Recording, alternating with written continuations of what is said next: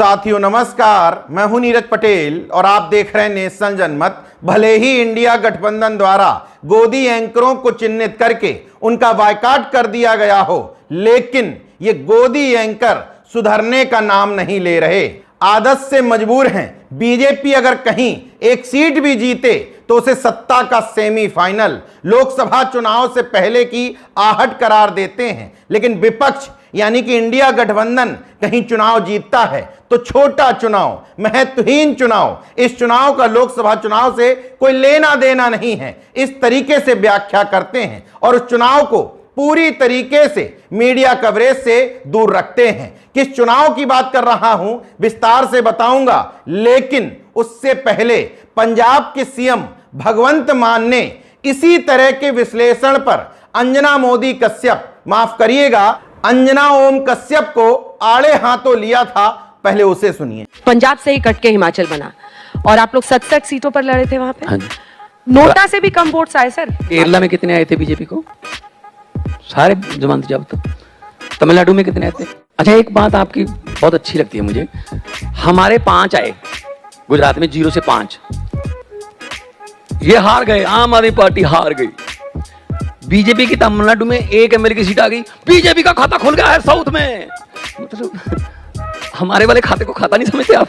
मुख्यमंत्री भगवंत मान ने इस वीडियो में जो कहा उसको विस्तार से बता देता हूं।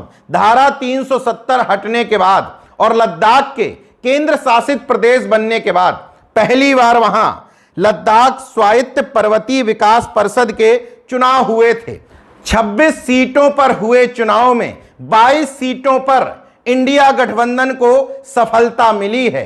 12 सीटों पर नेशनल कॉन्फ्रेंस जीत करके सबसे बड़ी पार्टी साबित हुई है। 10 सीटों पर कांग्रेस को जीत मिली है। बीजेपी 26 में से महज 2 सीटों पर सिमट गई है और 2 सीटों पर निर्दलीय उम्मीदवार जीते हैं। अगर इतना ही चुनाव परिणाम बीजेपी के पक्ष में होता तो बड़ी बड़ी डिबेट कराई जा रही होती कि धारा 370 का लद्दाख के लोगों ने किया स्वागत। केंद्र शासित प्रदेश बनने के बाद लद्दाख के लोगों में खुशी की लहर, तो इसी व्याख्या को दूसरे ढंग से क्यों नहीं दिखाया जा रहा? यानी कि लद्दाख के लोगों ने इस चुनाव के माध्यम से बता दिया है कि ना धारा 370 हटना और ना लद्दाख को केंद्र शासित प्रदेश बनाना उनको पसंद आया है। नेशनल जनमत अतिशयोक्तिपूर्ण बात नहीं करता, वास्तव में ये स्थानीय चुनाव है, इसलिए इन्हें लोकसभा का सेमीफाइनल नहीं कहा जा सकता, लेकिन चुनाव लद्दाख के हैं, वो भी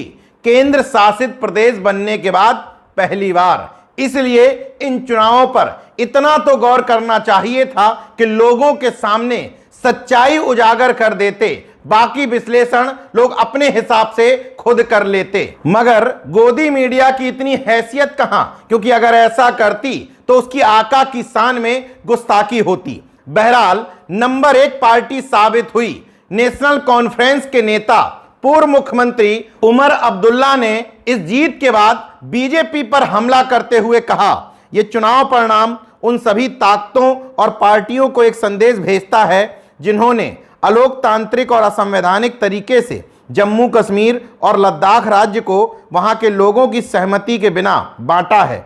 यह चुनाव परिणाम बीजेपी के लिए एक चेतावनी है। अब समय आ गया है कि बीजेपी राजभवन और अनिर्वाचित प्रतिनिधियों के पीछे छुपना बंद करे।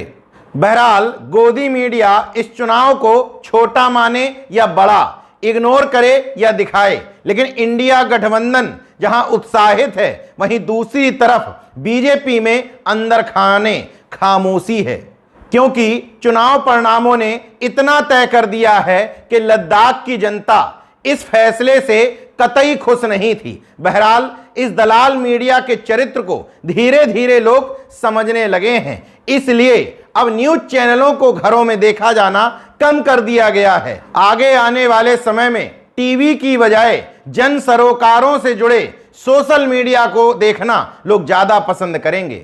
देखते रहिए नेशनल जनमत, जागरूक और सजग बने रहिए। जय विज्ञान, जय संविधान, जय लोकतंत्र। धन्यवाद।